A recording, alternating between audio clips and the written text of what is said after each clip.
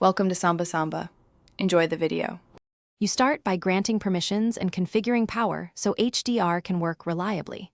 Open Settings, allow camera and storage, and disable battery saver. This prevents frame drops. Once done, update the camera app and Android system to get current HDR algorithms. Make sure you use the primary rear sensor. The wide or tele may not support full HDR processing. Finally, choose Manual or Pro mode in the app to expose key controls that you'll adjust next. You now focus on capturing. Select HDR or HDR Plus mode and verify the icon shows active. This ensures the camera merges multiple exposures. Next, lock exposure and tweak ISO and shutter speed to avoid blown highlights while retaining shadow detail, because HDR merges will only help so much.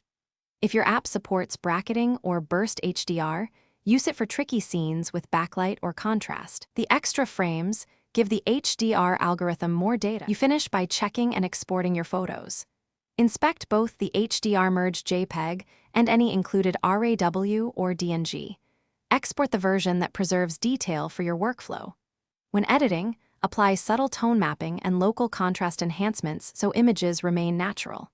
If you see ghosting, halos, or weird color shifts, reduce HDR strength in the app, update camera firmware, or fall back to a single RAW capture and composite manually in post.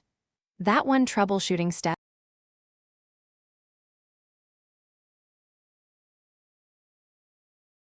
Thanks for watching. Consider subscribing if we helped you.